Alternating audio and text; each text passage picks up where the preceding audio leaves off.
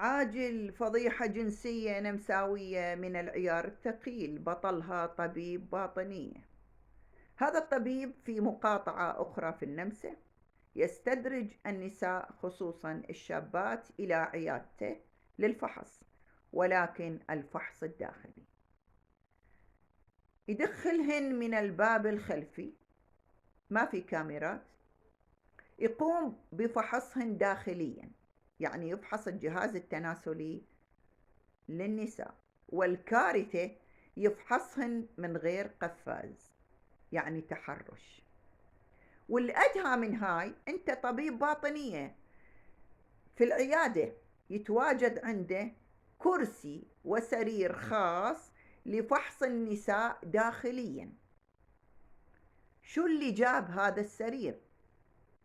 اللي جابه الشذوذ الجنسي والفساد الأخلاقي والقانوني والقضائي الذي يتستر على جرائم مثل هذه بعقوبات خفيفة وغرامات بسيطة، وغالبيتهم يخرج بعد فترة من السجون.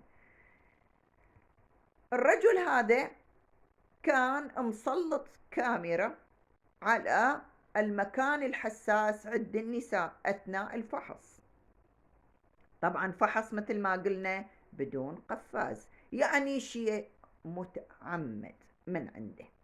إلى أن انتبهت واحدة من المريضات على وجود كاميرا مفتوحة بتليفون متوجهة على الأماكن الحساسة اللي يفحصها الطبيب الفاسد أو المفترس. طبعا العيادة فارغة من يدخلن المريضات ويأكدهن لا إلا تروح له وخارج الدوام الرسمي للعيادة، ودون أن يكون هناك أحد داخل العيادة، لا السكرتارية ولا أطباء آخرين. إذن عملية اغتصاب وتحرش مدروسة. طبعا يستدرج النساء انه انت مريضة ولازم لازم نفحص الجهاز التناسلي عندك، فتجي تصدق بي دكتور، تسلم حالها لهذا الوحش وتجري عملية الاغتصاب. هي تتصور قاعد بيفحصها. يعني انتم ما تخيلتوا طبيب باطنية شو دخله أن يكون هناك سرير لفحص النساء داخليا بالعيادة؟ شيء مدروس. طبعا هو نكر كل هاي الجرائم. الأدهى من هاي، فتشوا العيادة وأجهزته وحواسيبه وهواتفه، عثروا على مقاطع بنفس الآلية، وهو يسجل هذا الاغتصاب من عام 2012 على النساء، خصوصا كلهن شابات. من 2012 هو يستخدم هذه الآلية، يستدرجهن، العيادة فارغة خارج الدوام الرسمي، ويفحصهن داخليا دون قفاز وتحت ضوء الكاميرا السرية. ادعى هو أن هذا الفحص وهذه الكاميرا هي برضا المريضات شفهيا. والأدهى من هذا، نكر كل شيء، نكر كل شيء. حصلت الشرطة على عدد هائل جدا من المقاطع لنساء مختلفات، وكمية كبيرة جدا من النساء كانت تتردد على هاي العيادة، ولكن ما قدروا يوصلون للكثيرات. ليش؟ لأن بطبيعة الحال ما يصور الوجه، هو يصور المنطقة الحساسة عند المرأة، وأكيد منطقة الصدر معاها. هاي هي الآلية اللي كان يستخدمها هذا الشذوذ، الاغتصاب، التحرش. احنا ما يمر أسبوع بالنمسا إذا ما تكون هناك عملية اغتصاب وتحرش لأطفال أو نساء أبطالها من النخبة ومن المشاهير والسياسيين. ولا ننسى فضيحة الحكومة الحالية لما طلع كبير الدبلوماسيين النمساويين وممثل النمسا بالبرلمان الأوروبي، المفوضية الأوروبية، أيضا يدير من خلال مكتبه بوزارة الخارجية أيضا مشروع جنسي ضد النساء، ورفض يتنازل عن المنصب إلا بالضغط، وكان يمارس هاي المهام من ولاية الوزير الخارجية السابق. عملية مدروسة. هاي الفضائح اللي قاعد تطلع، اكو فضائح يتم التستر عليها، واكو ضحايا كثير يشتكون ولكن تغلق. ليش؟ لأن النمسا دولة تدير الجريمة المنظمة بشكل كبير، القضاء فاسد حتى النخاع، عمليات كثيرة مشابهة تحصل للنساء في السجون، اختفاء الآلاف من السجون حتى واجهوا وزيرة العدل الحالية وامتنعت عن الإجابة، وكذلك اختفاء الأطفال من دور الرعاية.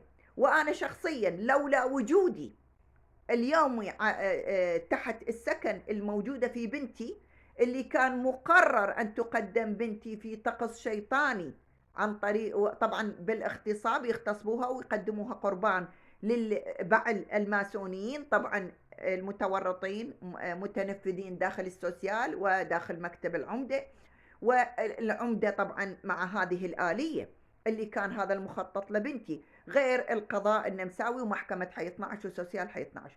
هاي الآلية تدار داخل أروقة الوزارات، وأنا شخصيا حملت عمدة فيينا لودفيغ وأحمله وأقول له ردها إن استطعت، أنت اليد الطولى بعملية خطف بنتي، واليوم تستعبدوها طبيا وتسحبون الدم منها وتجرون عليها فحوصات كثيرة.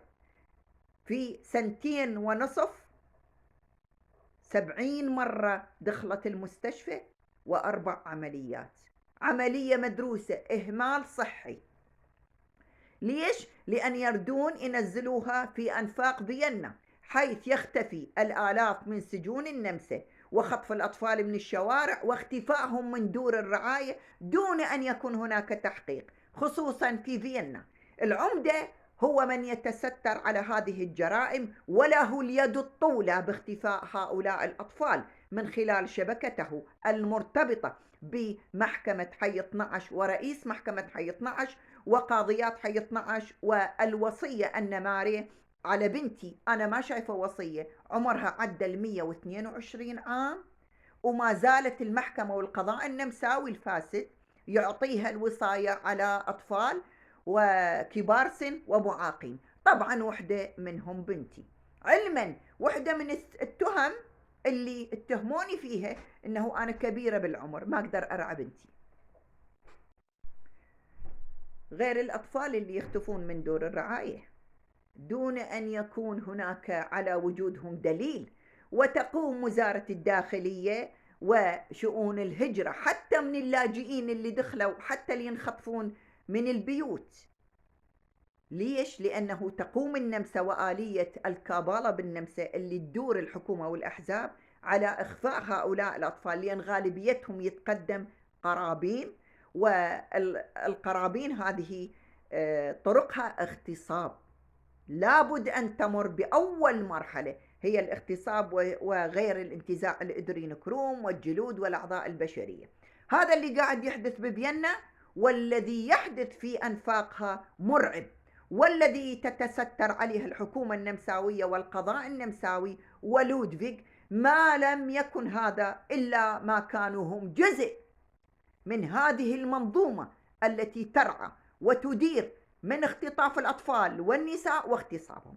هذا تصريح عام مني علني أحمل لودفيغ عملية خطب بنتي، وأسأله عن مئات الآلاف من الأطفال اللي اختفوا من دور الرعاية، وما هو رده على وجود رفات لأطفال خطفهم اليوغت آمت من خلال المحكمة الوهمية بفيينا. وطبعا انت بعلمك ورعايتك وتم العثور عليهم بأنفاق فيينا عظام.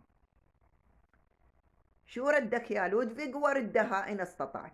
هذه جريمة تبدأ من السوسيال وتنتهي بالأنفاق برعاية رئاسية مع البلدية والضرائب واليوغت آمت واليوغت آمبيرغ. جريمة منظمة أبطالها قضاة مدعين عامين وزراء ورؤوس كبيرة. شيرين سباهي، النمسا فيينا، والدة الطفلة العراقية المختطفة على يد السلطات النمساوية الفاسدة.